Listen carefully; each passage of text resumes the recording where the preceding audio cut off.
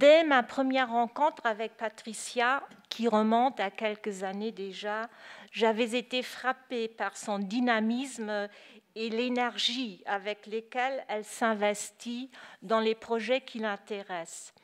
Sa passion pour l'art moderne et l'art tout court est contagieuse. La recherche de provenance, l'authentification et l'estimation des œuvres d'art moderne sont pour elle une affaire de cœur.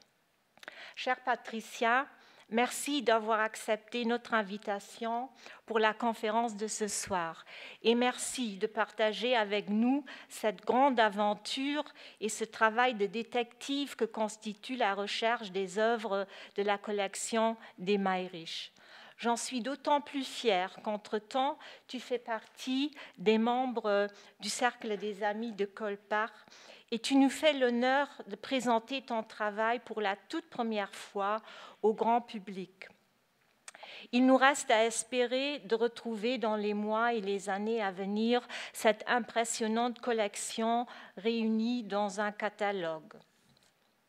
Permettez-moi encore de remercier de tout cœur Olivier Franck, directeur de l'Institut Pierre Werner, et toute son équipe qui se sont investis à fond dans l'organisation de cette manifestation. Je leur en suis particulièrement reconnaissante et je tiens à les remercier très chaleureusement pour ce travail accompli. Voilà pour mon petit mot d'introduction et je cède donc directement la parole à Patricia. Merci José.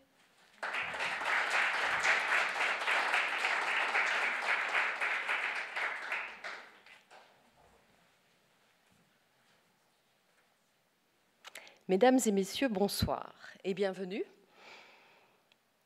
Je voudrais tout d'abord remercier Olivier Franck, le directeur de l'Institut Pierre Werner, pour la tribune qu'il m'offre ce soir. Pouvoir m'exprimer dans un centre culturel qui encourage le dialogue européen dans l'esprit de Colpart est un honneur pour moi. Merci pour l'organisation de la soirée, au niveau de la vidéo aussi. Et merci vous, public, d'être venus si nombreux. J'en suis très honorée que vous soyez si intéressés par le sujet de la collection des Mayrisch. On va entrer dans le vif du sujet. Je vais vous raconter ce soir en fait une belle histoire, celle d'un monde moderne naissant, où l'art a connu de très grands bouleversements dans la fin du XIXe siècle, au début du XXe siècle, une grande créativité, une grande inventivité, une grande vitalité, principalement par différents salons en rupture avec les salons officiels. Vous avez les mouvements, comme on les appelait, les sécessions berlinoises, viennoises, munichoises. Je vous ai mis une affiche de l'exposition de la sécession munichoise de 1900. Donc, ce sont des regroupements d'artistes en rupture avec l'art officiel. Aline Mayrisch, Aline de Saint-Hubert, qui a épousé Émile Mayrisch en 1894, était bien au fait des avant-gardes de cette époque. Vous en avez pour preuve ici un extrait de l'art moderne, qui est la revue bruxelloise d'avant-garde, dans laquelle elle a écrit différents articles, le premier datant de 1898. Ici, vous avez précisément un article de 1900 sur la sécession de Munich, en rapport avec l'affiche à gauche. Vous avez aussi une très belle photographie sur carton, un tirage original qui représente la Salomé de Max Klinger, qui est un artiste qui a fait partie de la sécession berlinoise. Cette photographie faisait partie de la collection des Mayrisch. Elle est stockée actuellement au Centre de littérature à Mersch. Donc c'est un beau tirage qui vient de Munich de 1897. Donc il y avait ces différents mouvements dans les différentes villes en Europe. Et bien sûr, Bruxelles, avec la libre esthétique. En 1898, je vous ai mis l'affiche, de nouveau en rapport avec le premier article qu'Aline a écrit dans cette revue, parce qu'il faut préciser que la revue L'Art moderne, c'était le support promotionnel, on va dire, des salons de la libre esthétique. Très belle affiche dans un style reconnaissable 1900, un peu japonisant. Donc il y avait les salons de la libre esthétique à Bruxelles. Il y avait d'autres endroits où on pouvait rencontrer l'art qui se faisait, l'art actuel. On parle de la Société des artistes indépendants qui existe depuis 1886, dont je vous ai mis effectivement aussi la couverture du catalogue d'exposition en 1913, et le salon d'automne.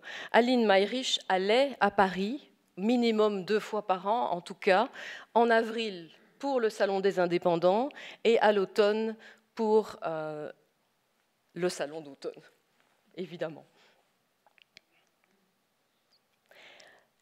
Le marché de l'art a connu aussi une très grande vitalité en fin du 19e et au début du 20e par la création de nouvelles galeries. On connaît Durand-Ruel, Ambroise Vollard, mais les deux qui nous concernent plus précisément, ce sont Bernheim Jeune et la galerie Eugène Drouet. Je vous ai mis une facture en fait libellée au nom de Monsieur Émile Mayrisch concernant l'achat d'un tableau de Coeur Xavier Roussel. Cette facture de Bernheim Jeune, couplée à différentes étiquettes Bernheim Jeune, Drouet, trouvées au dos des tableaux de la collection, montre bien qu'ils achetaient leurs œuvres principalement dans ces deux galeries. Mais comment pouvons-nous nous situer au Luxembourg à cette époque? Quelle était la situation? Alors, à cette époque, nous n'avions pas de musée et pas de galerie d'art. C'est seulement à partir de 1928 que Paul Bruk a ouvert sa galerie à Luxembourg. Paul Bruk était d'abord galeriste de la galerie de Sedlmayr à Paris. Alors, étrangement, ou il n'y a peut-être pas de coïncidence, la galerie Sedlmayr, c'était le marchand de Munkachi, qui était le résident précédent à Colpart au XIXe siècle, au château de Colpart. La Société des Amis des Musées a été créée en 1926. Vous avez ici le premier fascicule avec les statues, un dessin de Pierre Blanc, qui date de cette année-là. Elle se voulait être un groupe de pression vis-à-vis des pouvoirs publics pour rassembler sous un seul toit les collections nationales. Émile Mayrisch était dans les grands bienfaiteurs de la Société des Amis des Musées. Il a donné 5 000 francs à l'époque pour les œuvres du musée, et l'Arbet aussi a donné 5 000 francs. Nous n'avons pas d'œuvre de Pierre Blanc dans la collection des Mayrisch. Il a pourtant été vice-président de la Société des Amis des Musées.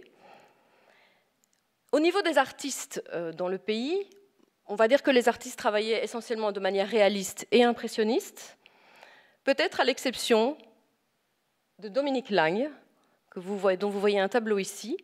Il s'agit d'Arbre fruitier, un tableau qui a fait partie de la collection des Mayrisch. C'est peut-être pas une coïncidence, puisque Dominique Lang est originaire de Dudelange, et les Mayrisch ont habité près de l'usine à Dudelange à la fin du XIXe siècle et au début, jusqu'en 1912, quand ils ont fait construire leur villa au Kreisbirch, aussi près de Dudelange, avant de venir en 1920 à Colpart. Ce tableau, pour la petite provenance, parce que c'est ça qui nous intéresse aussi, enfin en tout cas c'est ce qui m'intéresse plus particulièrement, je l'ai retrouvé au musée Gaumet à Virton. Donc c'est pas très loin de chez moi, parce que j'ai oublié de vous dire, je suis voisine du château aussi. Donc j'habite rue Aline et Émile Mayrisch. C'est pas un hasard non plus. Donc ce tableau était dans la collection des Mayrisch. Alors, pour vous retracer, il a été donné au musée par la fille de la filleule de la cuisinière d'Aline Mayrisch, Babette André. Babette André, qui cuisinait donc pour Aline à Dudelange et à Colpart aussi. Elle a reçu le tableau pour son départ à la pension. Donc j'ai pu aller le voir puisqu'il est tout près. Quelle a été l'impulsion de départ, on va dire mon impulsion de départ pour démarrer ses recherches? Eh bien, c'est l'article donc de notre fameux critique d'art et premier galeriste à Luxembourg, Paul Brück, qui a écrit un article dans l'annuaire de 1934 de la Société des Amis des Musées, Colpart, ou quelques remarques sur l'art moderne. Je vais boire un petit peu parce qu'il fait très sec ici. Voilà. Il a donc visité le château à l'époque, ou en tout cas les pièces qu'on a bien voulu lui montrer, parce que c'est certain, il n'avait pas tout vu. Ce n'était donc pas un inventaire de manière exhaustive, très rationnel, mais plutôt voilà, ce qu'il a bien vu vouloir voir. Et c'est sûr, il n'a pas tout vu, puisque au compteur, actuellement, j'ai répertorié 168 œuvres. Cela concerne donc 30 sculptures, 26 dessins, 22 gravures, 3 photographies, mais bon, des photographies, il y en a encore plus maintenant, je le sais, 82 tableaux. Au niveau de la localisation, 126 ont été localisés, soit 77%. C'est pas si mal, mais il y a encore du travail. Alors, 47,5% des œuvres sont au Luxembourg. C'est un chiffre, un pourcentage qu'il faut nuancer, puisque je parle de là, tout médium confondu, donc les tableaux, les sculptures, les gravures, les dessins. Et il se trouve qu'au niveau des sculptures, nous sommes à plus de 80%, étant donné qu'il y a quand même pas mal de sculptures qui sont restées au pays, notamment dans le parc de Colpart. Par contre, au niveau des tableaux, nous sommes plutôt à 38%, pareil, 39% au niveau des gravures et des dessins. Si nous avons encore cette quantité de tableaux au Luxembourg,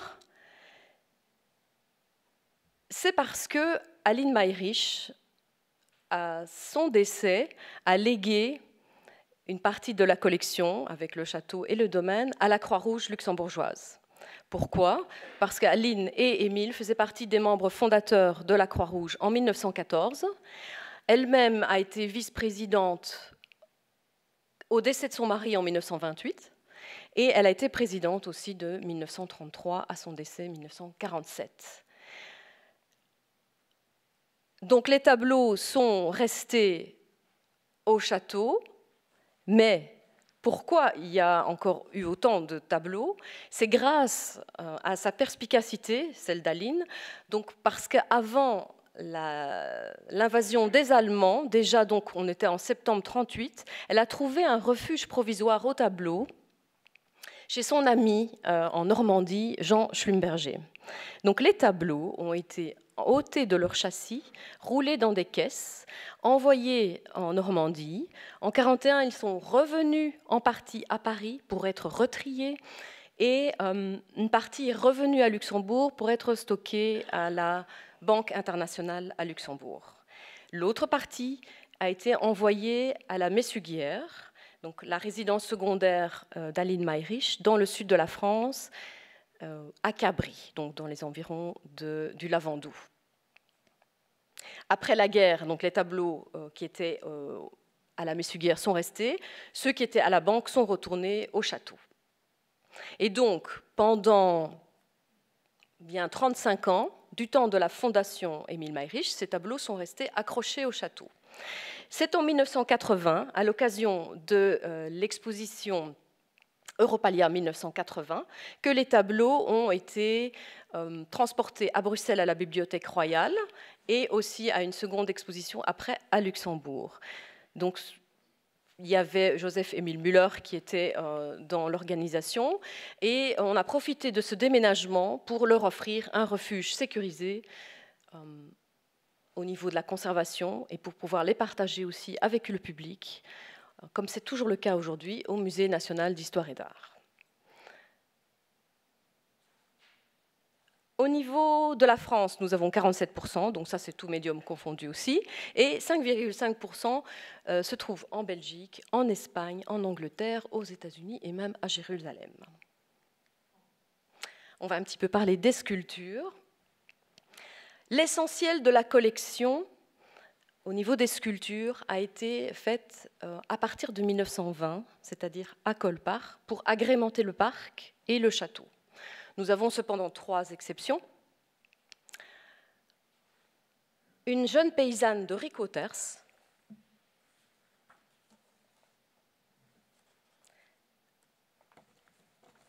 Je voulais vous lire un petit quelque chose, mais ce n'est pas tout de suite. On va un petit peu se reprendre. Voilà. Donc c'est une petite paysanne de Ricotters. Ici, c'est un plâtre. Hein. Elle a été achetée au Salon de la Libre Esthétique de 1913. Nous avons le relevé des ventes et nous avons un échange de correspondance entre Ricotters et Octave Mauss, l'organisateur de la foire. Sur cette sculpture, nous avons fait l'hypothèse avec Olivier Bertrand, l'expert de Ricotters, que ce pourrait être cette petite paysanne, mais ça doit être encore confirmé. L'autre que beaucoup d'entre vous connaissent, c'est le buste en terre cuite de André Mayrisch. André Mayrisch, la fille qui est née en 1901. Une terre cuite qui est actuellement encore non officiellement attribuée et non datée.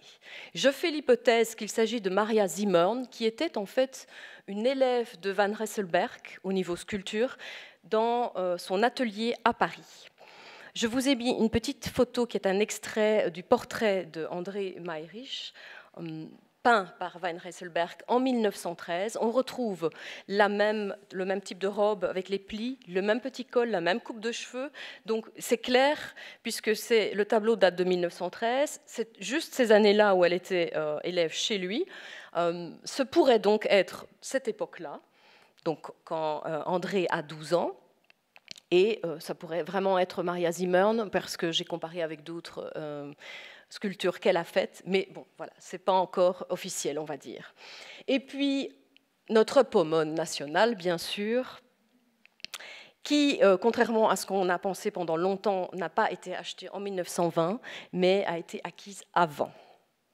Nous allons passer un petit moment sur notre pomone, car elle le vaut bien. Je vous ai fait un petit comparatif. Il s'agit en fait d'une édition de 4 bronzes tout à fait exceptionnelle, fondue chez le grand fondeur parisien Florentin Godard, avant la Première Guerre mondiale. Donc on a pensé qu'elle avait été fondue après, mais non. La première, c'est celle du collectionneur russe Morozov. Vous avez la possibilité de la voir actuellement à la Fondation Louis Vuitton. Elle est exposée d'ailleurs à la Fondation Louis Vuitton avec 3 autres bronzes de Mayol, Flore, Printemps et Été. Au sein de la reconstitution du salon de musique du collectionneur, parmi les panneaux de Maurice Denis. Donc c'est un ensemble qui a été reconstitué, qui est tout à fait exceptionnel, puisqu'habituellement il est dispersé dans différents musées en Russie depuis la Révolution de 1917. Notre pomone numéro 2, c'est celle qui est dans le potager du château de Colpart. Et la pomone numéro 3, c'est celle de Heidi et Arthur Anloser, les collectionneurs suisses à la Villa Flora Winterthur. Elle y est toujours. La numéro 4 est en Hongrie. Voici une très jolie photo du plâtre de notre pomone, enfin c'est la pomone numéro 1 de Morozov, qui a été exposée au Salon d'automne. On a une photographie d'Eugène Druet, le galeriste. Elle a été exposée, le bronze a été exposé avant de partir à Moscou à la galerie Druet. C'est là qu'Aline l'a vu. Il faut dire aussi que la galerie Druet était dépositaire de la nouvelle revue française, la NRF. Donc cette revue littéraire qui a été fondée par une bande de passionnés comme André Gide, Jean Schlumberger en 1908. Aline Mayrisch écrivait dans la NRF dès sa parution en 1908 jusqu'en 1925 et son mari était contributeur. Je vous ai mis aussi une photo du salon de musique de Morozov à Moscou. Donc ça, c'est la photo en 1911 où vous avez notre pomone à gauche avec Flore et les panneaux de Maurice Denis qui ont été déménagés à la Fondation Louis Vuitton.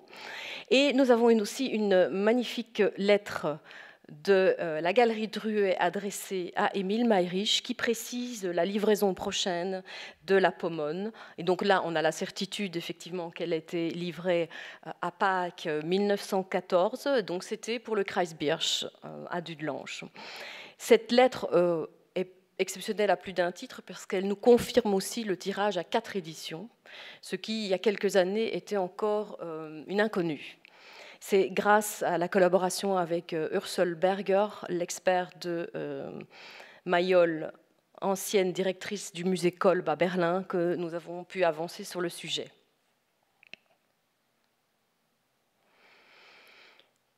Le petit bronze, l'âge d'airain de Rodin, une édition posthume qui est en dépôt au musée national ou qui est en salle. Il s'agit d'un bronze, donc là on est à Colpart, qui a été offert par les employés et les ouvriers d'Émile Mayrisch pour les 30 ans de son entrée dans le groupe sidérurgique. C'est assez amusant. En tout cas, c'est un bronze posthume, tout juste posthume, puisque Rodin était décédé en 1917, mais il avait tout prévu, le musée était déjà ouvert, et on pouvait faire des éditions au musée ces années-là. Néanmoins, une très belle fonte Alexis Rudier. Il y a eu aussi un petit nu de Mayol, un tirage de 1910, qui a été offert par André Gide et Aline Mayrisch à l'occasion de cette fête d'anniversaire qui s'était déroulée en novembre 1920. Donc on est à peine 2 mois après leur installation à Colpart.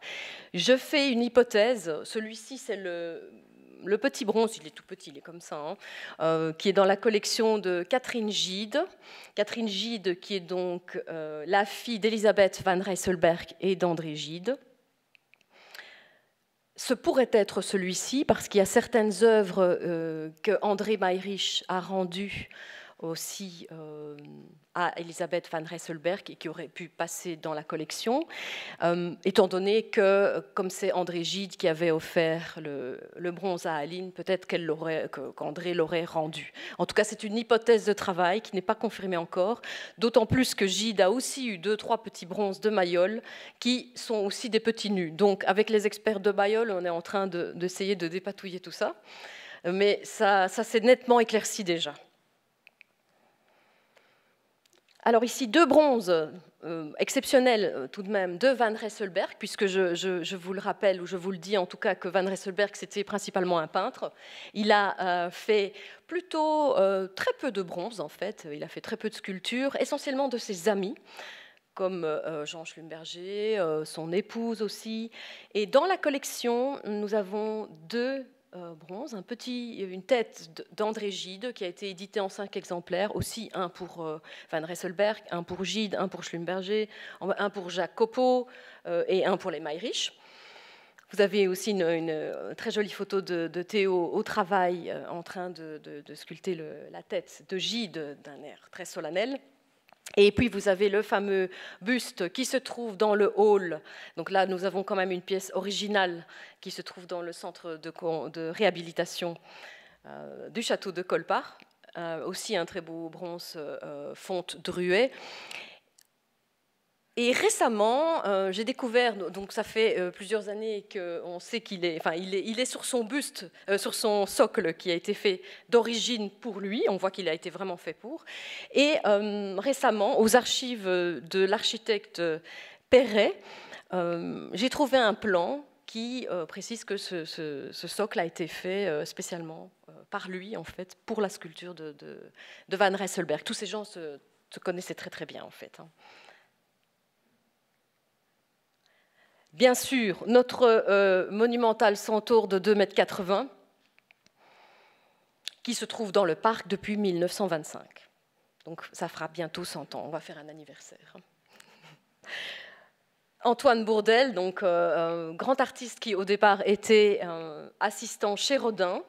Il a pris son indépendance, il a volé de ses propres ailes, principalement grâce à cette sculpture, la tête d'Apollon, Donc il y a eu certains articles même qui disaient voilà, c'était la pièce de rupture entre les deux artistes. Cette pièce exceptionnelle, très très belle, avec une patine assez dorée, a fait partie de la collection. Je ne l'ai encore jamais vue parce qu'elle est partie quand même il y a déjà pas mal de temps.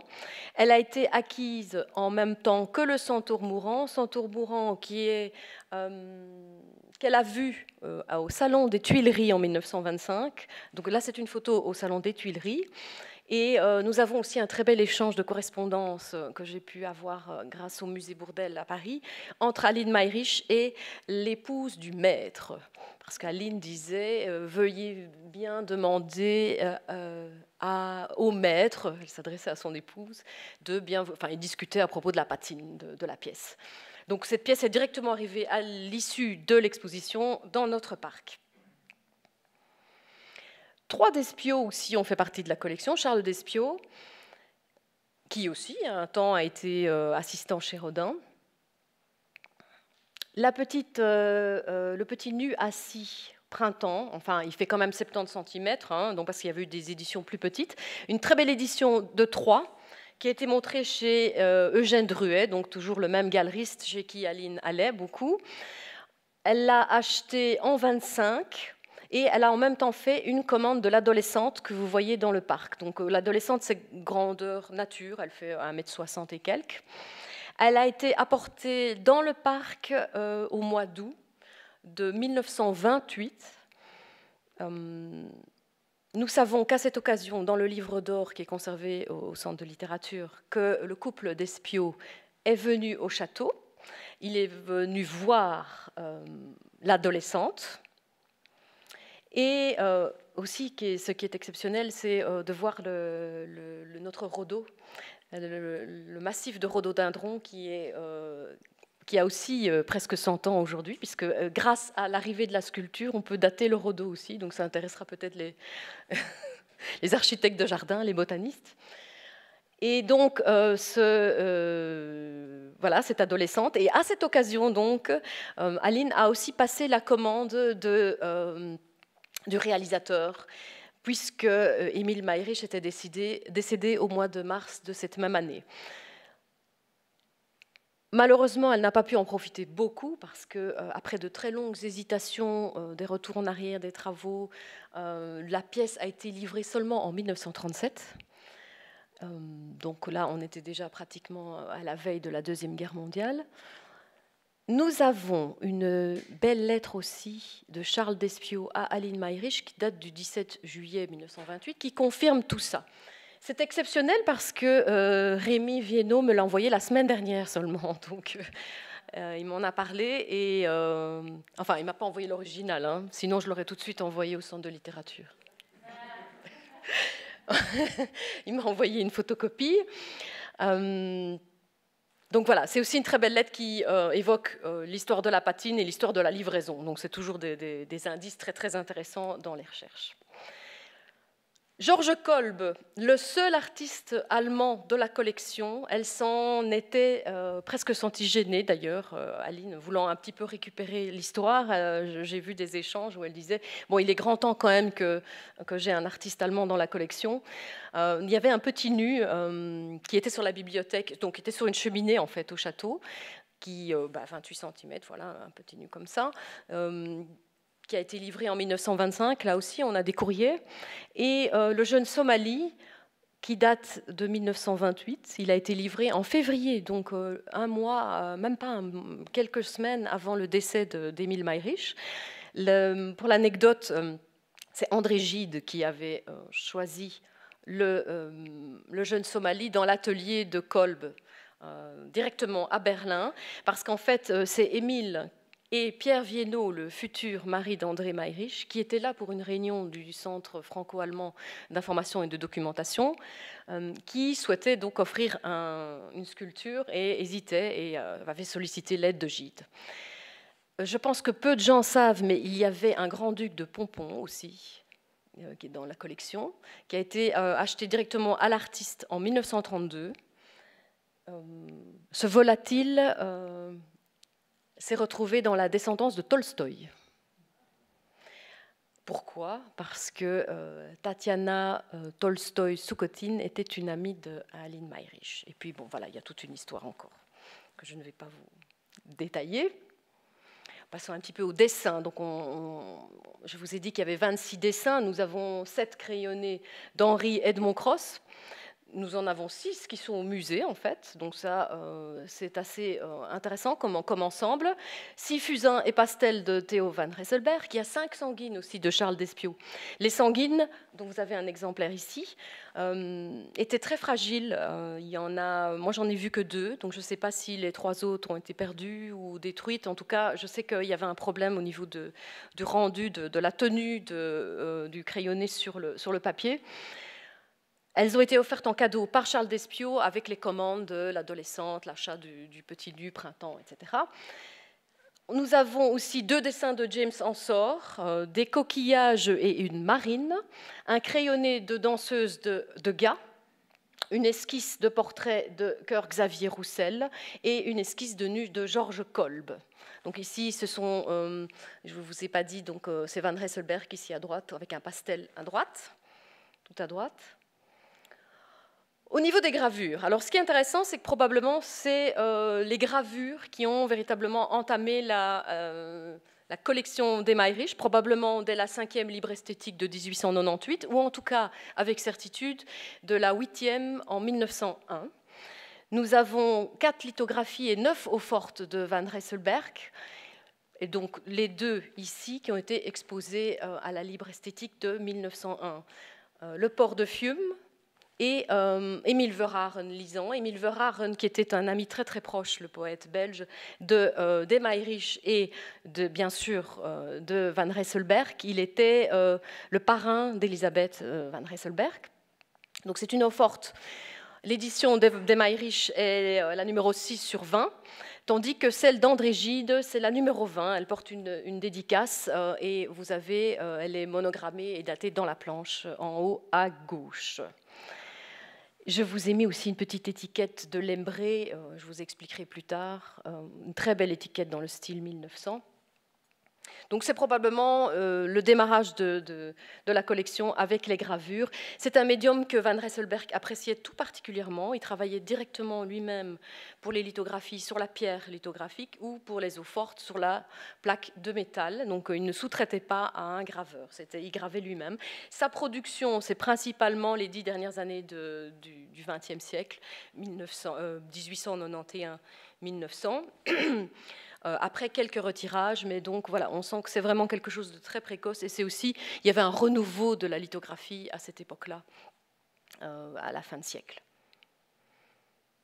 Dans les gravures aussi, Jean-Émile Laboureur, qui est l'auteur de l'ex-libris d'Aline Mayrisch, qui est ici en haut, l'ex-libris au Zodiac, qui a été fait en 1920.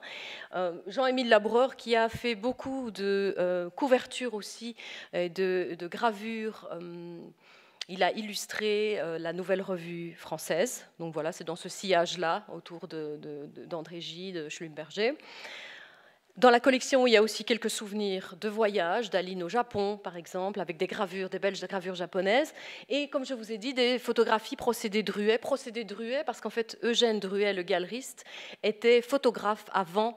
Il a été photographe de Rodin, notamment. Et il avait développé un procédé photographique bien à lui, qui lui permettait de photographier au mieux les œuvres d'art. C'était peut-être un peu aussi du merchandising avant la lettre, puisque dans sa boutique au premier étage, on pouvait acheter donc les images des grandes œuvres. Il y en a plusieurs dans la collection qui sont dédicacées à Lou, Aline Mayrisch.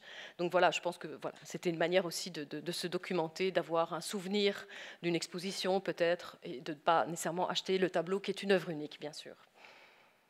Ici, dans la collection, il y a le ruban écarlate de Van Rysselbergh. C'est un tableau qui est au musée des Beaux-Arts de Gand, le tableau original.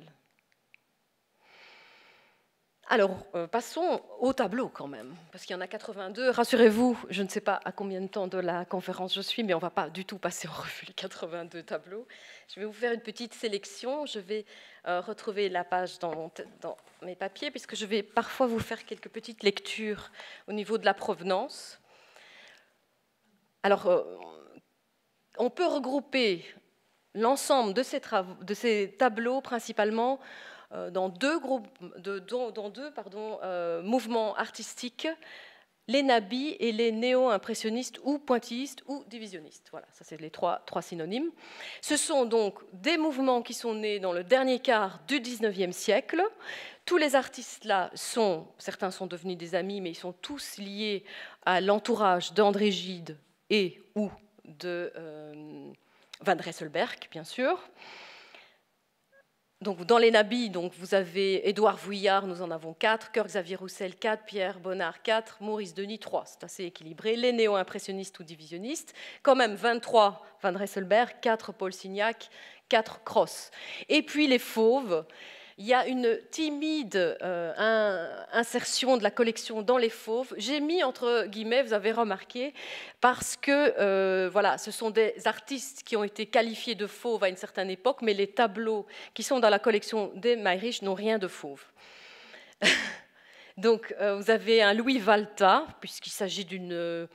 je pense que c'était un bouquet de fleurs, donc un Louis Valta tout à fait doux. Un André Derain, une nature morte réaliste, donc rien à voir avec les couleurs qu'on a connues quand les fauves ont explosé en 1905. Kees van Dongen aussi, un Kees van Dongen qu'apparemment elle n'aimait pas parce qu'elle l'a échangé contre un Ensor. Et 3 Henri Matisse, il y en a un qui est précoce, donc c'est-à-dire de son passage en Corse, donc c'est un tableau très très précoce, fin 19e. Et puis 2 tableaux qui sont plutôt tardifs, donc rien à voir avec cette période fauve. Et puis aussi, il y a toute une série d'œuvres liées à l'entourage des gens qui se sont regroupés dans la Méditerranée, dans le sud de la France. Bien sûr, nous avons ceux au début du siècle, de nouveau les Van Rysselbergh, Signac, Cross, du côté de Saint-Clair, le Lavandou. Et puis aussi Henri Matisse, qui a été à la Méditerranée, qui était à Nice. Signac, lui, c'était plutôt Saint-Tropez. La Méditerranée, donc Simon Bussy, Van de Necode et Georges d'Espagna, ça c'est plutôt les amis tardifs, on va dire dans les années 20, même après le décès d'Émile Mayrisch. Et puis il y a 5 Henri Michaud aussi, donc Henri Michaud qui était un ami tardif d'Aline, on parle des années 30, et puis aussi un ami de la fille, donc André. 2 James Ensor, un Dario de Regoyos. Le Dario de Regoyos, c'était un très bon ami de Van Rysselbergh du temps du début des vins et de la libre esthétique. Et puis il y avait 2 Raymond Cornillo, qui est aussi un ami de Gide. Puis quelques satellites, un Michaeli Muncaci.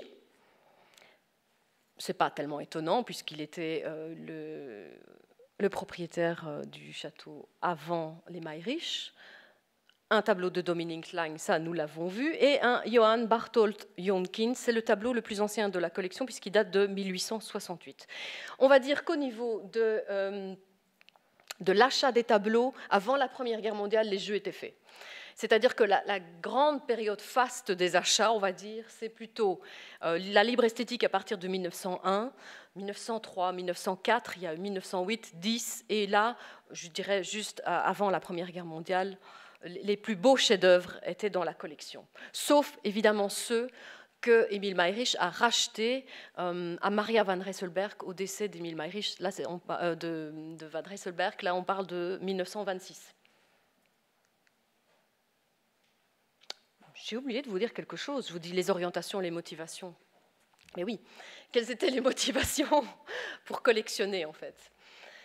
Donc on va dire que, je vous le dis, les 2 mouvements-là, ce sont des mouvements de la fin du 19e. Toutes ces personnes sont nées, une génération née dans les années 1860-1870. Il n'y avait pas de cubisme, il n'y avait pas d'expressionnisme, pas d'abstraction, qui sont tous des mouvements qui sont nés au début du XXe siècle. Et on peut dire que donc les fauves, là aussi, 1905, Aline Mayrisch, qui fréquentait le salon d'automne, a vu les fauves au salon d'automne. Elle a vu les fauves criards, les Kees van Dongen, Derain, qui ont fait scandale à cette époque. Ce n'est pas tellement étonnant en fait qu'elle n'ait pas nécessairement trouvé de l'intérêt. Il faut dire qu'André Gide n'en avait pas non plus. Il a fait une critique assez acerbe des fauves, préférant Édouard Vuillard. On peut dire qu'en fait, Aline et Gide n'ont pas pris le train en marche des grands mouvements annonciateurs de l'art actuel, c'est-à-dire les fauves et le cubisme. Ils étaient plutôt dans une optique de classicisme moderne, on va dire, un peu un peu comme on trouve dans les tableaux de Cœur Xavier Roussel, un artiste que nous allons malheureusement pas voir ce soir, mais il y a 4 très beaux classiques. Un artiste qui aimait beaucoup les auteurs latins, il lisait Ovide en latin, donc c'était probablement un des plus érudits des artistes de la collection qu'Aline aimait beaucoup. Et aussi dans le style, je dis classicisme moderne, vraiment dans le style d'Auguste Perret, l'architecte du domaine funéraire. D'ailleurs, André Gide a écrit aussi un article où il a essayé de s'expliquer dans, comment est-ce qu'il a appelé son article encore, c'était l'abandon du sujet dans les arts plastiques. Donc voilà, c'était tout un programme. Tout ça pour vous dire que cette volonté, il n'y avait pas une réelle volonté de collectionner, c'est-à-dire collectionner au sens d'amasser matériellement une œuvre, de collecter de manière documentaire. Aline Mayrisch n'avait pas le profil d'une Gertrude Stein ou d'une Hélène Kroller-Müller, ni même d'une Heidi Ann-Loser. Heidi Ann-Loser qui collectionnait les œuvres, c'est-à-dire qu'elle essayait d'avoir une certaine exhaustivité, donc essayer de voir quel artiste lui manquait dans sa collection, aussi quelle œuvre lui manquait dans le parcours artistique de tel artiste. Je dirais que, pour résumer, enfin ce que j'ai ressenti, c'est que Gide et Aline avaient plutôt un rapport immatériel à l'œuvre, quelque chose de plus émotionnel. Derrière une œuvre, il y avait plutôt l'homme, la vie, les rapports humains, les contacts. C'était s'entourer d'œuvres, d'amis. En ce sens, Gide a vendu au fur et à mesure toute une série de ses œuvres et au final, à son décès, il y avait très peu. Aujourd'hui, on a vu les ventes de la collection de Catherine Gide, mais les plus grands chefs-d'œuvre n'y étaient plus. Et donc, pareil, Aline, combien d'artistes elle n'a pas aidé, logé, nourri, combien d'hommes de lettres. Donc, ce n'était pas l'objectif de collectionner dans ce sens-là. Je pense que c'est important de le préciser, même si la collection a été très très belle. Au niveau on avait vu au niveau des pays. Maintenant, je voudrais vous parler un petit peu de cette distinction entre les œuvres que j'ai pu retrouver dans des collections privées, c'est-à-dire 63%, et des œuvres qui sont dans des institutions muséales, c'est-à-dire 37%. Nous avons 2 occasions possibles pour découvrir, redécouvrir une œuvre en collection privée. Les ventes aux enchères, c'est-à-dire que si un propriétaire remet son œuvre sur le marché de l'art, voilà, là on peut le retrouver, évidemment, pas s'il le vend en main privée, ça c'est pas possible. J'ai des exemples. Et puis, évidemment, quand il est prêté à une exposition. Pour Édouard Vuillard, Misia et Vallotton à Villeneuve, donc c'est une très belle huile sur carton de Vuillard qui a été achetée par les Mayrisch à la galerie Bernheim Jeune en 1908. Là, je vais peut-être vous lire un petit peu quelque chose au niveau de la provenance. Parce que c'est toujours très long les provenances, hein, mais on va faire court quand même. Donc, le premier propriétaire du tableau, c'était Paul Rosenberg, qui l'a échangé contre un autre Vuillard chez Bernheim Jeune. Le 2 mars 1908, Madame Émile Mayrisch l'achète pour 2000 francs français, dans la même galerie. Le tableau va passer les années 60 accroché au Musée national d'art moderne à Paris, grâce au prêt généreux d'André Mayrisch.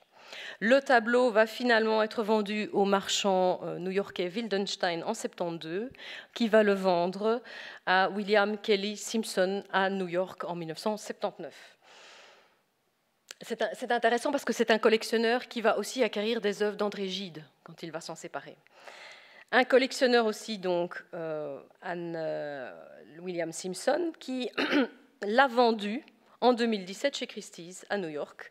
Le tableau a été adjugé 15 millions de dollars. Ça jette un froid. Je ne vais pas vous raconter la provenance de chaque tableau, mais vous voyez à quoi je m'amuse.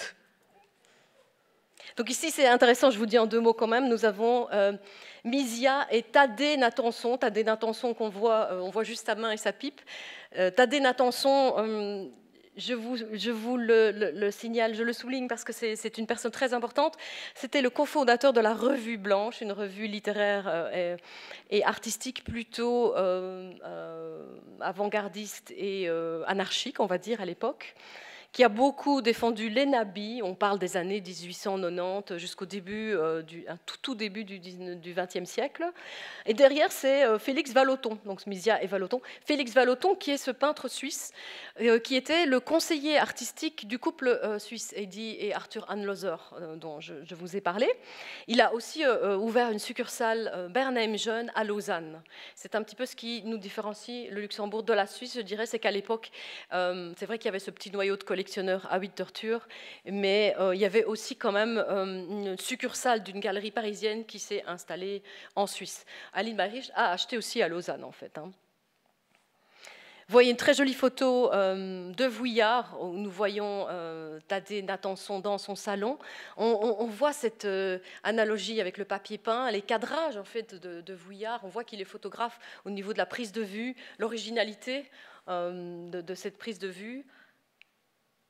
Je vous ai mis une petite affiche aussi de la Libre Esthétique, toujours très jolie affiche dans le style Art Nouveau 1900 que j'adore. Un autre tableau, là nous sommes chez Paul Signac avec Saint-Cloud dans le style divisionniste, néo-impressionniste. On est dans le deuxième cas, c'est-à-dire qu'il est réapparu, je l'ai retrouvé cette année à l'exposition Signac au musée Jacquemart-André. Donc ça, c'est toujours une grande émotion. Je frôle la syncope quand je vois le tableau dans la salle, que je cherche depuis des années. Donc c'était une grande joie c'est une grande joie de vous le présenter en couleur aussi, parce que je ne l'avais qu'en noir et blanc. Voilà. Saint-Cloud, c'est très intéressant. En 2 mots, donc c'est sur les rives de la Seine, à gauche de Paris. C'est à 8 km de l'île de la Grande Jatte.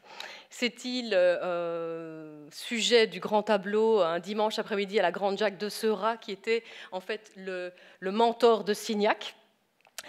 Saint-Cloud, c'est aussi la ville où a habité les 16 dernières années de sa vie le poète Émile Verhaeren, grand poète belge, mais aussi passeur d'art, qui a ardemment défendu les néo-impressionnistes.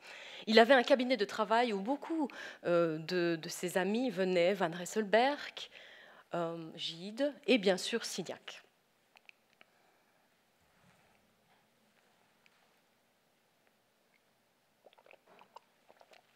Alors nous passons aux 37% qu'on trouve dans les institutions muséales. Une toilette ou nue au miroir de Theo van Rysselbergh, beaucoup plus tardif donc de cette période que cette période pointilliste. On est en 1905, donc on a 1915, donc plus rien à voir avec cette période pointilliste de 1889 1898. On l'a retrouvée au musée d'art et d'histoire de Bormes. Pour la petite histoire, il s'agit d'un don d'Aline Mayrisch en 1926. C'est l'année d'ouverture du musée.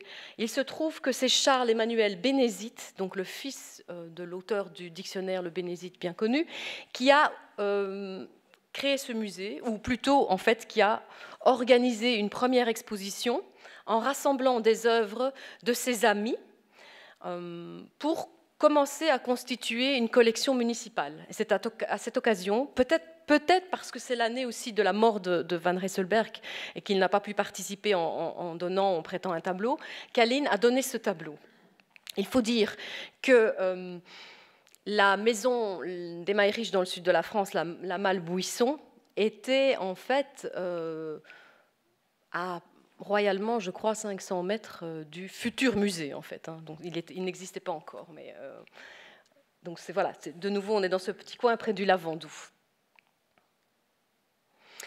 Édouard Vuillard, Félix Vallotton dans son atelier, un très beau tableau qui se trouve au musée d'Orsay. De nouveau, nous avons un portrait de Félix Vallotton. Il y a donc 2 tableaux de Vuillard qui a peint son ami Vallotton dans les collections des Mayriches. Par contre, nous n'avons pas de tableau, ou en tout cas pas encore retrouvé à ce jour, mais je n'ai aucun indice dans ce sens, de tableau de Félix Vallotton dans la collection des Mayriches. Il a été acheté chez Bernheim Jeune également. Est-ce que je peux vous dire quelque chose sur sa provenance? Un tout petit peu. Oui, en fait, le tableau, il est sorti assez tôt de la collection, dans les années 20, et il est retourné chez Gabriel Rodriguez Henriquez. Qui c'est? Eh bien, c'est la fille du marchand d'art Alexandre Bernheim, qui avait précisément épousé Félix Vallotton. Après, en 1934, on la retrouve chez Karl Dreyfus à Paris. En 1953, legs Dreyfus au Musée national, transféré au Musée d'Orsay en 1986. Ah, notre chef-d'œuvre, ma plus grande tristesse. Il s'agit d'un des panneaux d'une série de 5 qui avait été commandé à Vuillard par Thaddée Nathanson pour son salon de musique en 1894. On voit ici qu'on est dans la pleine période Nabi, où les formes et les femmes se fondent dans le décor et dans le papier peint, autant toute perspective comme les nabis savaient très bien le faire. Cette série a été exposée chez Samuel, c'est pas Samuel, c'est Siegfried, je me suis trompée. Donc c'est Siegfried Bing en 1895, dans sa nouvelle galerie, la Maison de l'Art Nouveau, une magnifique galerie. Il y a un très très bel ouvrage de cette pleine période que j'adore. Les pièces avaient été aménagées par Henri van de Velde. Henri van de Velde qui était aussi une connaissance d'Aline Mayriche. Il y avait des dessins de certaines pièces par Denis, des meubles aussi dessinés par Vuillard. Cette série de tableaux a donc été vendue en 1908 au divorce de Thaddée et Misia Nathanson. Et devinez quoi? Eh bien, c'est Van Rysselbergh qui a acheté ce tableau. Et c'est au décès de Van Rysselbergh en 1926 que ce tableau est passé dans la collection des Mayriches. Et jusque facilement, je pense, dans les années 65, le tableau était accroché dans la salle à manger du château. C'est un tableau qui fait 2 mètres de long. Hein. Une pure merveille. Ensuite, en fait, le tableau il a été vendu de nouveau chez Wildenstein à New York. Il s'est retrouvé dans une collection, le Annenberg, Walter Annenberg, qui en a fait don au Metropolitan Museum en 1993. Donc sur les 5 tableaux, il y en a 2 qui sont en collection privée, les 3 en collection muséale. Alors, je vous les montre. Nous avons donc le nôtre, qui est au Metropolitan Museum, Édouard Vuillard, la tapisserie, qui est au MoMA, et nous avons le corsage rayé, qui est à la National Gallery de Washington. J'ai eu la chance de le voir, comme probablement beaucoup d'entre vous, enfin certains d'entre vous en tout cas, qui sont sur Paris, dans l'exposition Les Nabis et le décor au musée du Luxembourg. Il est certain que si un jour nous pouvions reconstituer ces 5 panneaux, l'effet de départ, l'effet initial d'ensemble serait probablement rompu, puisque finalement ces 5 œuvres ont vécu un parcours différent. Certaines ont été probablement réencadrées, certainement. Elles ont été revernies, traité différemment, et donc voilà, ça ne donnera plus le même effet, mais de le voir quand même venir à Paris, et je sais qu'en plus la technique de Vuillard à la détrempe est assez fragile, donc je ne sais pas si un jour nous pourrons faire venir l'album chez nous, on verra, l'avenir nous le dira. À Bruxelles, on va faire un petit point sur Bruxelles tout de même, très dynamique situation fin de siècle avec la libre esthétique, essentiellement grâce à 2 personnes. Octave Mauss, qui est le cofondateur du Cercle des vins en 1884, puis à l'issue des vins, c'est la libre esthétique qui se poursuit en 1894 jusqu'à la veille de la Première Guerre mondiale, 1914. Avec sa revue Le Support promotionnel, comme j'aime le dire, mais je pense qu'on ne disait pas ça à l'époque, L'Art moderne, Octave Mauss, en fait, qui a été peint par Van Rysselberghe ici en 1885, donc on était avant sa période pointilliste. Et puis nous avons bien sûr Van Rysselberghe, présent avec 23 tableaux, 6 dessins, 13 gravures et 2 sculptures. Nous connaissons de Van Rysselberghe le portrait du docteur Auguste Weber, qui est donc le cousin d'Émile Mayrisch à Dudelange. Les Van Rysselberghe venaient assez tôt, avant de connaître en fait les Mayrisch, à Luxembourg. Ce portrait date de 1893 en fait. Pour quelle raison? Parce que l'épouse de Van Rysselberghe, Maria Van Rysselberghe, Maria Monon, de son nom de jeune fille, était amie avec la future épouse du docteur Weber, Berthe Gansen. Et donc après, elle a emmené bien sûr son mari, Van Rysselberghe, au Luxembourg. Et donc ce sont des portraits qui sont quand même assez précoces. On est en pleine période divisionniste. Hein. Tandis que la rencontre avec Van Rysselberghe, Maria et Aline, s'est faite chez Berthe Gansen à Dudelange à l'automne 1902. Et à cette occasion, je pense qu'ils se sont vus 2 fois, à cette occasion, Maria avait conseillé la lecture du dernier ouvrage d'André Gide, L'Immoraliste, qui était sorti en juin 1902. Et elle avait certainement bien fait, puisque Aline avait commencé à faire une critique qui avait été remarquée par l'écrivain. Et il s'ensuit après leur rencontre à Weimar, sous l'égide d'une exposition organisée par le comte Harry Kessler en 1903. Alors, comble pour comble, la libre esthétique, oui, vous riez déjà, mais c'est vrai, c'est un portrait assez austère. Donc la libre esthétique, le catalogue de la libre esthétique, le catalogue des vins avant, la revue L'Art moderne était imprimé aux imprimeries de la veuve Monon. Et la veuve Monon, c'était la maman de Maria Van Rysselberghe.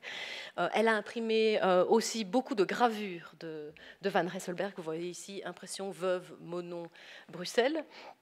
Elle a imprimé aussi des poèmes d'Émile Verhaeren.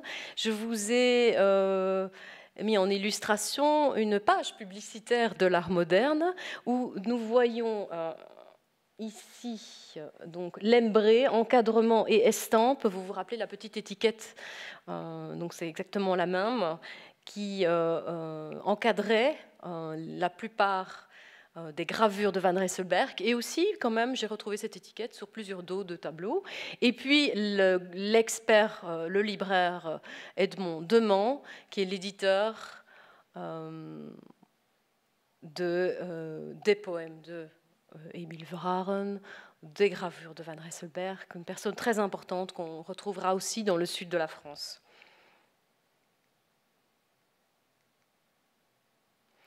Dans la bibliothèque d'Aline, je ne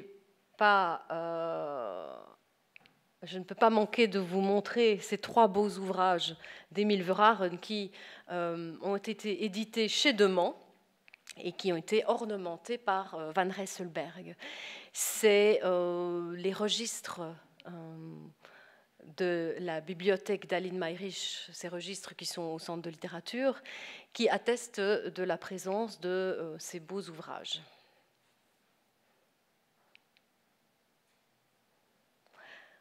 La libre esthétique, de nouveau, nous avons ici un Maurice Denis, La course au canard à Perros-Guirec, un des 2 tableaux sur le sujet de la Bretagne, une huile sur panneau qui a été achetée au 10e salon de la libre esthétique de 1903. Nous avons une lettre d'Octave Mauss à Maurice Denis en 1903 qui confirme en disant, je vais vous lire le texte, ou en tout cas confirme que c'est une très bonne amie, Madame Mayrisch, collaboratrice à l'art moderne et qui habite Dudelange, qui a acheté l'œuvre. Donc de nouveau un document très précieux. Ici, nous avons le dos. Les gens qui me connaissent savent que j'adore les dos.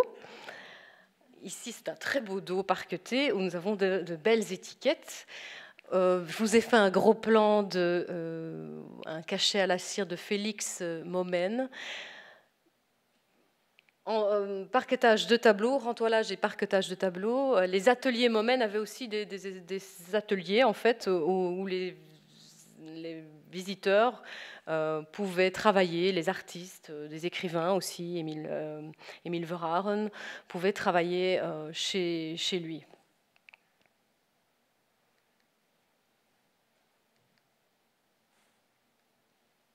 Raté, voilà.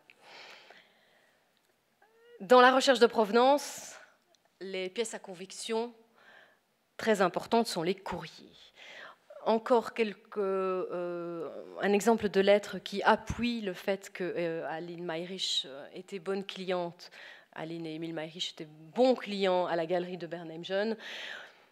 Les nombreux courriers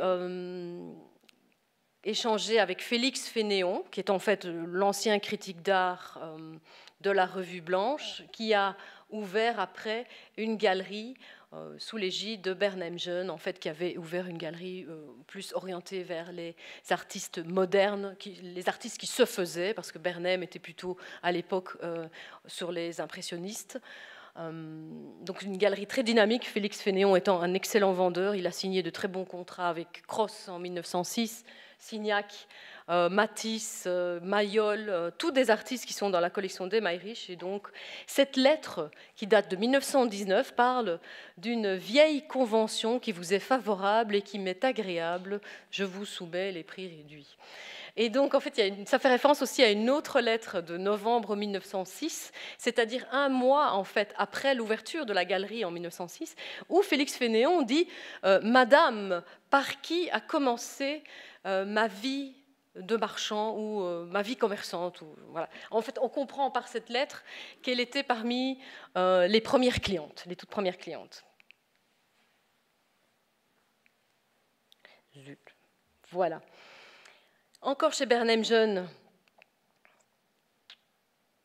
un Pierre Bonnard, donc tout à fait autre chose que les Pierre Bonnard qu'on trouvait dans la période Nabi jusqu'en 1900. Je n'ai pas l'occasion de vous le montrer, mais j'ai vu un très beau petit portrait Nabi qui a fait partie de la collection des Mayrisch. Un petit portrait comme ça, dans la pleine période Nabi, très frontal, sans perspective, avec très très décoratif, un petit peu à la manière comme une icône, je dirais presque. Ici, nous avons tout à fait autre chose. On est en 1909, un nu à la toilette ou nu à contre-jour, qui a été acheté chez Bernheim-Jeune en 1911, qui s'est retrouvé dans la collection à Londres. J'ai tout un parcours.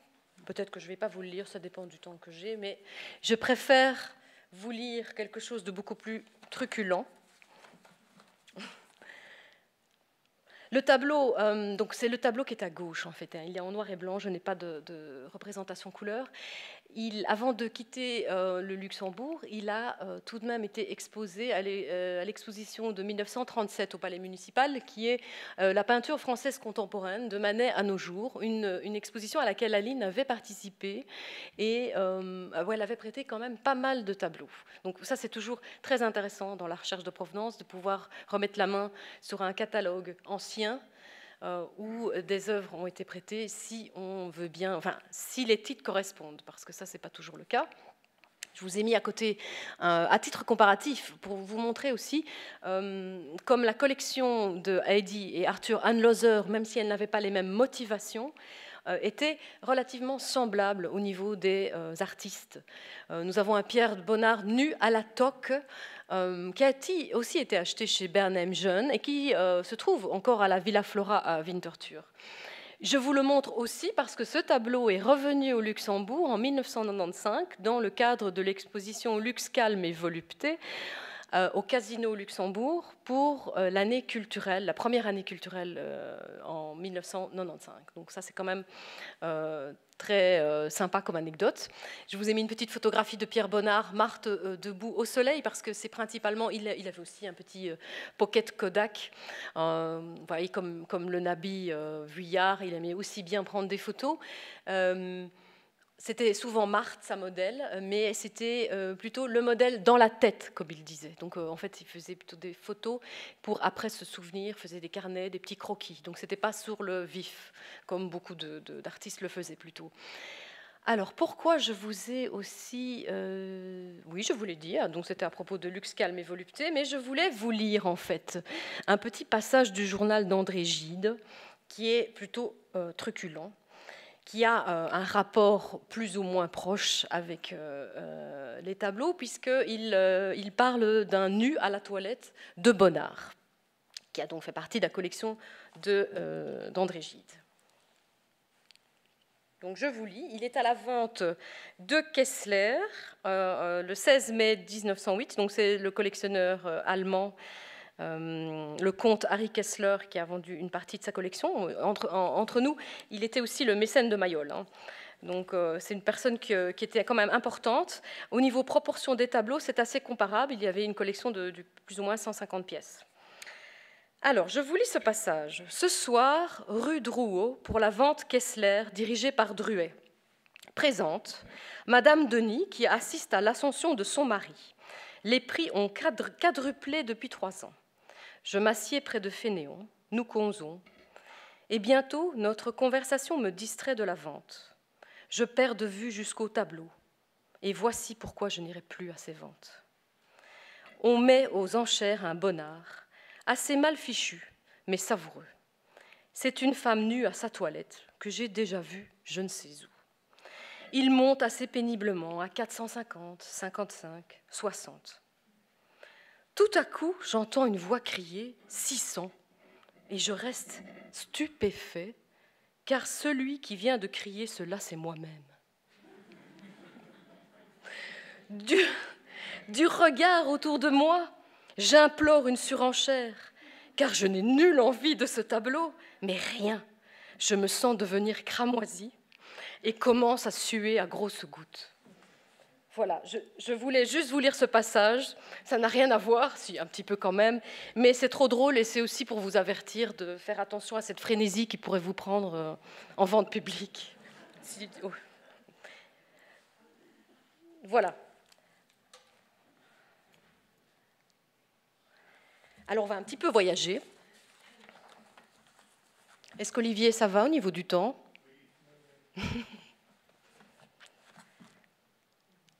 Donc quittons Paris, Bruxelles pour le soleil, avec les amitiés du Sud, comme je les appelle, autour de la mer et les bateaux. Ce tableau n'était pas dans la collection d'Emma Ehrich. Je vous l'ai mis parce qu'il montre l'amitié entre Signac et Van Rysselbergh. Donc c'est un portrait de Signac naviguant sur son bateau. À une époque, donc après le décès de Seurat, le mentor de Signac, il quitte Paris et descend avec son voilier vers Saint-Tropez. Je crois que j'ai lu même que Signac avait à peu près 16 voiliers. Donc il était vraiment grand amateur de mer. Il allait rejoindre le sud où il y avait déjà Henri Edmond Cross qui s'était établi tout début du XXe siècle. Et puis aussi, Van Rysselbergh descendait très, très régulièrement. Ils ont navigué ensemble. Et Émile Mayrisch avait aussi un bateau. Il aimait naviguer autour du Lavandou. Vous savez, je vous l'ai dit, ils avaient une maison aussi qu'ils ont fait construire. Ils venaient avant, mais ils avaient aussi une maison qu'ils ont fait construire vers 1900, je ne sais plus maintenant, 12, 13, 14. Peu importe, mais on est vraiment dans cette période-là où beaucoup d'artistes sont descendus pour retrouver cette lumière du Sud, donner une nouvelle vitalité, un renouveau dans leur peinture. Ça a aussi été aidé par la prolongation de la ligne de train Paris, Lyon, Marseille, Nice, qui était une nouveauté quand même à la fin du XIXe siècle. Cette transhumance vers le Sud avait déjà commencé avec Renoir. Hein. Et une jolie photo aussi où vous voyez la belle amitié entre Maria et Aline, une photo qui date de 1904. Ce tableau est exposé actuellement, je fais la pub des musées parisiens, dans l'exposition au musée d'Orsay, Signac collectionneur, que j'ai pu voir le mois dernier, une très très belle toile.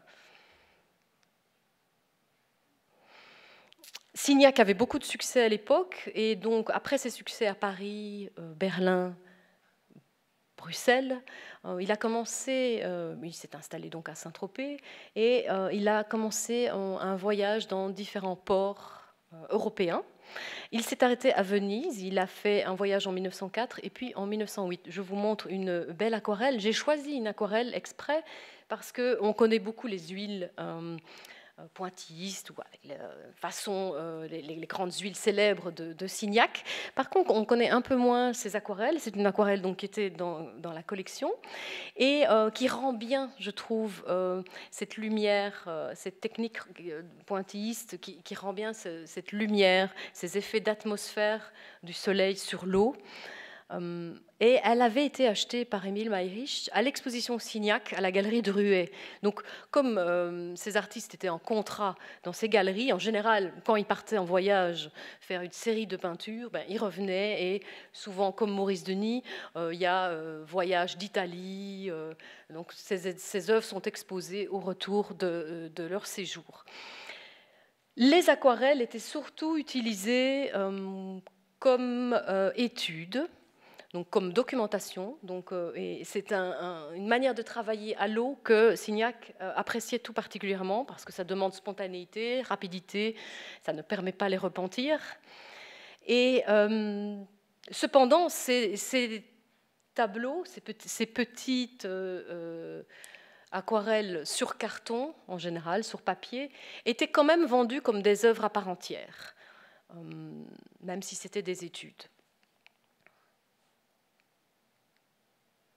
Je vous montre quand même une œuvre de Cross. Il y a quand même eu 4 belles œuvres, dont une qui est encore au Musée national. Henri Edmond Cross, San Giorgio Maggiore. Je voulais quand même vous préciser une chose, je reviens en arrière. C'est exactement la même scène. C'est San Giorgio Maggiore à Venise. Donc c'était un thème assez récurrent, même chez les Italiens au XVIIIe, Canaletto, William Turner aussi, Monet l'a fait. Donc voilà, c'était un thème assez apprécié. Acheté à la 11e exposition de la Libre Esthétique de 1904. C'était une édition spéciale sur les peintres impressionnistes. Émile Mayrisch a prêté l'œuvre aussi en 1910, à la Libre Esthétique de 1910, parce que c'était une année qui rendait hommage à Cross, qui était décédé cette année-là. C'est un artiste assez intéressant qui a eu beaucoup de succès parmi les néo-impressionnistes à l'époque, même en Allemagne, à Berlin. Il faut dire que il était montré aussi dans la revue Pan, cette revue à laquelle Aline était abonnée en fait depuis 1895, et Émile Mayrisch était souscripteur de cette revue. Le tableau, et oui, pourquoi? En fait, je vous dis, il était bien renommé à l'époque, mais probablement aujourd'hui, il est peut-être dans les moins célèbres des néo-impressionnistes. Probablement dû au fait qu'il a eu une faible production artistique. Je pense qu'il y a à peu près 200-250 tableaux qui ont été répertoriés, ce qui est peu sur une carrière, parce qu'en fait, il a été très longtemps et longuement malade, même depuis son enfance. Le tableau a été légué à Maria par Aline à son décès dans son testament en 1947. Je l'ai retrouvé en vente en 2000. Il a eu un passage à 550 000 € chez Sotheby's, New York. Vous voyez l'intimité donc qu'Aline avait avec aussi ses amis comme peintres, comme Van Rysselbergh, Henri Edmond Cross, avec cette belle photo dans le sud.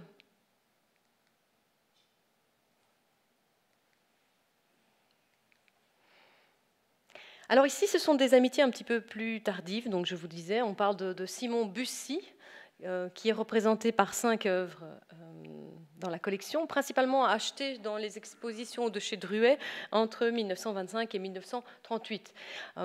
C'est un peintre assez intemporel, aquarelliste, pastelliste beaucoup, qui était très poétique, qui était très apprécié de Gide, dont il a fait quelques beaux portraits.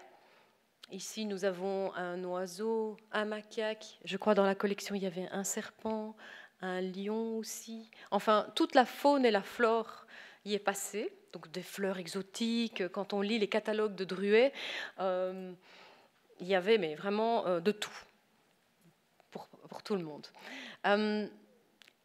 Il avait une maison à Roquebrune, Cap-Martin, exactement dans le même village que Jean van den Eekhout, qui est aussi ce peintre belge qui est dans la collection. Donc ce sont ses amis du Sud. Simon Bussy, c'est ça, je me rappelle de ce que je voulais vous dire. Simon Bussy était marié avec la traductrice de André Gide aussi. Donc ce sont des amitiés de travail au départ. Et puis André Gide a passé de longs séjours chez eux en fait. Jean van den Eekhout, il y avait plusieurs tableaux aussi dans la collection. Nous avons le village de Roquebrune. Un tableau se trouve donc au Musée national chez nous. Il a été acheté en 1922 à la galerie Druet. C'est la seule exposition de Druet, la seule exposition de van den Eekhout chez Druet en fait. Et cette exposition avait été patronnée par Van Rysselbergh. Donc, il se trouve aujourd'hui dans une collection privée. Je vous montre en parallèle un tableau, La Bastide Franco, qui se trouve dans la collection de Catherine Gide. Pourquoi je fais ce parallèle? C'est que la Bastide Franco, c'était un domaine qui avait été acheté par Émile Mayrisch en 1920 et qu'il avait donné en gérance à Elisabeth Van Rysselbergh. Un endroit où Auguste Perret, l'architecte du domaine funéraire d'Aline et d'Émile, et Bourdelle sont passés pour déjeuner.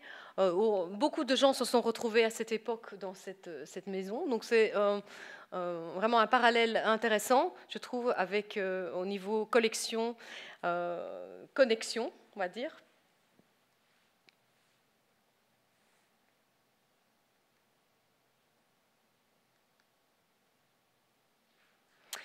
J'en profite aussi, comme vous êtes nombreux, à faire un petit appel à témoins à propos d'un bonnard, paysage au coquelicot, que je n'ai pas encore retrouvé. Donc, help. Ça fait plusieurs années que je le cherche. Bon, j'ai quelques pistes déjà. Il a été montré à l'exposition L'Art français dans les collections luxembourgeoises au musée de l'État en 1949. Vous avez la couverture du catalogue. C'est tout à fait dans l'esprit du tableau que vous trouvez sur la droite. Paysage au bord de Seine, on voit même, je pense même que c'est la Seine aussi. C'est quelque chose que Bonnard, un thème que Bonnard appréciait particulièrement, les jardins. Il aimait son jardin à Vernonnet, qui se trouve à 5 km de Giverny. Il aimait cette végétation luxuriante. J'aimerais d'autant plus le retrouver que c'est un des seuls tableaux que nous avons reproduit dans le château, en fait. Donc, il est dans la petite pièce que certains d'entre vous connaissent. Il est donc au mur, c'est assez monumental quand même comme tableau.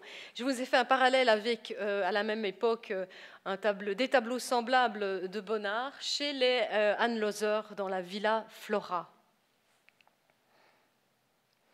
Voilà. Alors, pour conclure, nous avons fait un petit tour d'horizon entre Bruxelles, Paris, Berlin. Nous avons été vers le sud, à Venise aussi.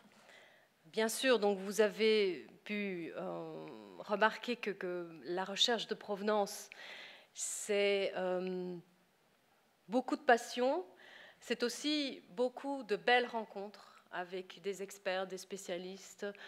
C'est une vraie aventure humaine qui a pour objectif de mieux connaître notre patrimoine pour notre mémoire collective et pour sa préservation.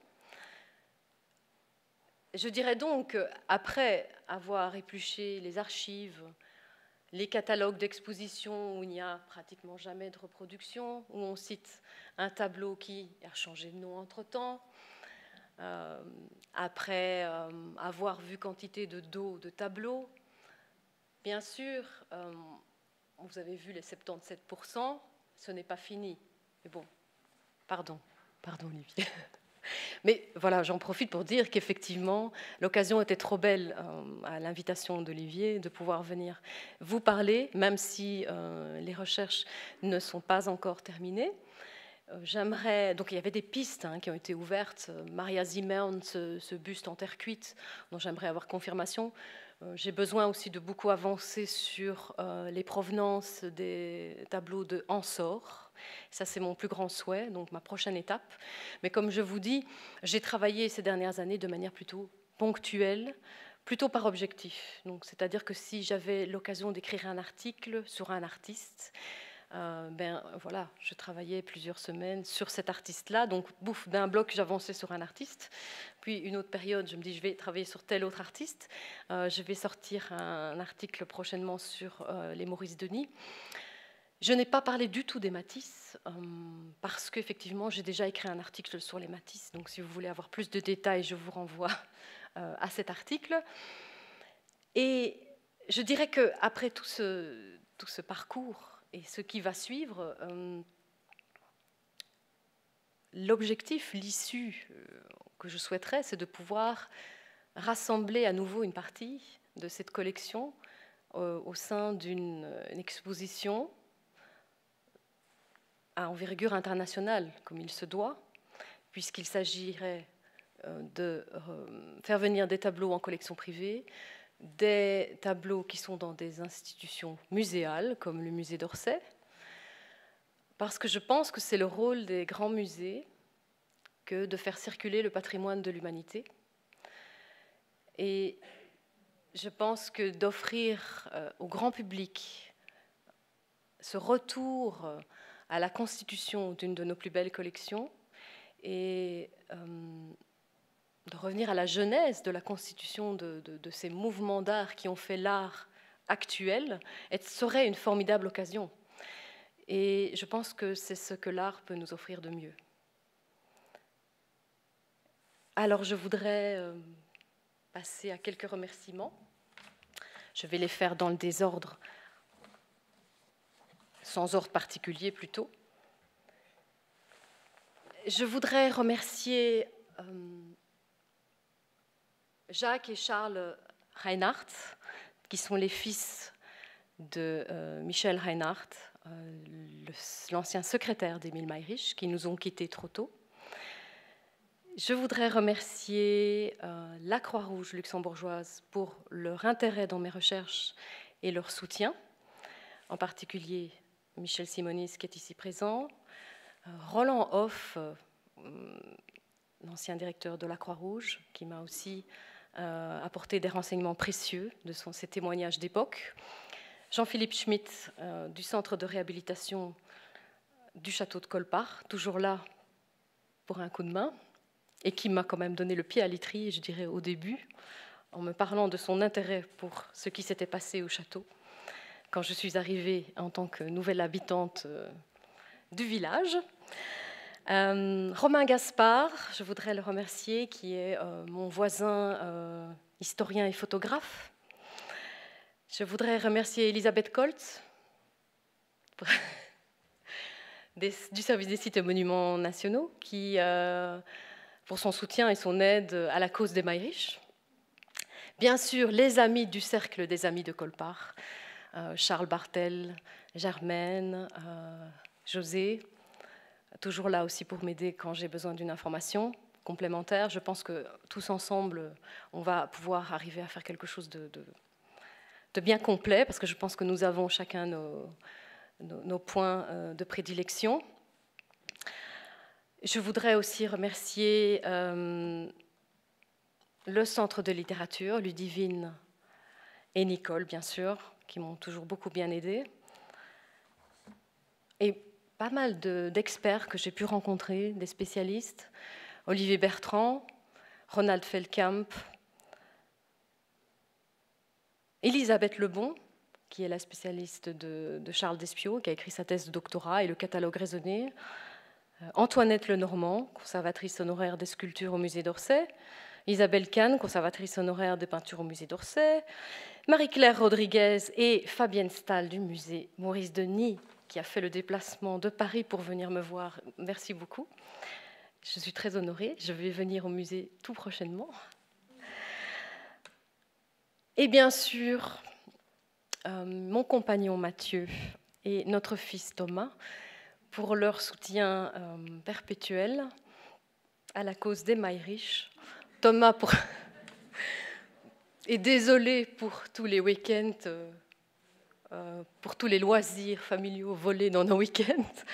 Merci à Thomas, mon assistant pendant les visites guidées au château et aussi aux archives Perret à Paris. Et je voudrais aussi remercier tout chaleureusement un merci particulier à Rémi Viennot, vraiment, et à sa sœur Marianne qui nous a aussi quittés. Merci beaucoup pour votre attention. Je suis à vous pour quelques questions.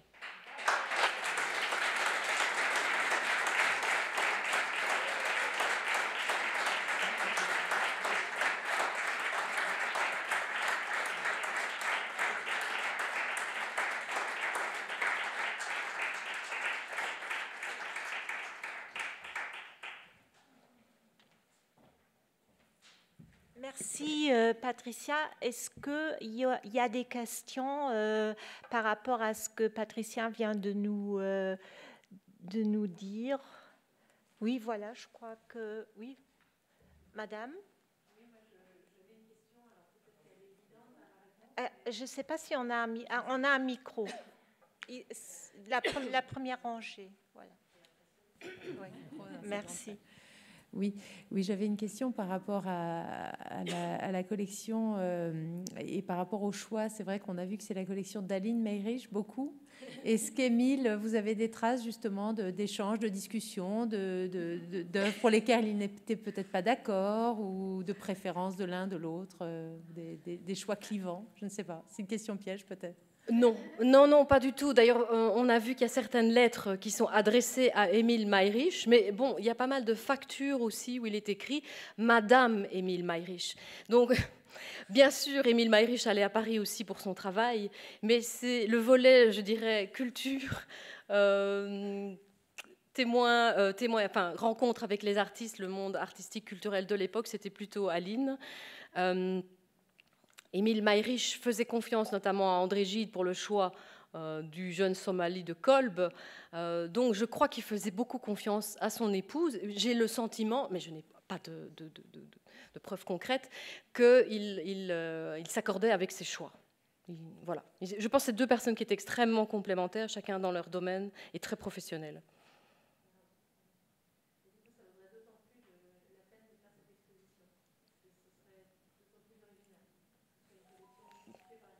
Qu'on vous entende. Donc c'était Fabienne Stahl du musée Maurice Denis. Oui, d'autres questions peut-être?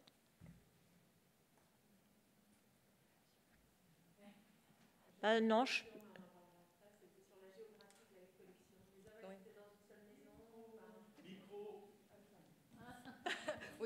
Non, je me demandais aussi la géographie de la collection, mais je veux pas. On pourra discuter après la conférence. Il est déjà tard, mais est-ce que les œuvres, elles allaient d'une maison à l'autre? Est-ce qu'il y avait des œuvres qui étaient dédiées à une maison et qui n'ont pas bougé ou... Ah oui, en fait, mais le principal souci, c'est que comme ils ont eu 3 maisons principales, la dernière étant à Colpart, et comme je le disais, beaucoup de tableaux ont été achetés avant, donc ils ont été achetés pour la première maison à Dudelange, ils ont probablement été déménagés vers 12-13 au Kreisbirch, et puis ils sont venus à Colpart. Donc voilà, je pense que ça n'a pas aidé au niveau aussi des archives, le fait d'avoir ces différents déménagements. Et puis aussi pendant la Deuxième Guerre mondiale, comme certains sont passés au sud de la France, dans la résidence secondaire, voilà, c'est ça qui complique un peu les choses. Voilà, merci. Donc, s'il n'y a pas d'autres questions, je remercie Patricia pour cet exposé extrêmement important.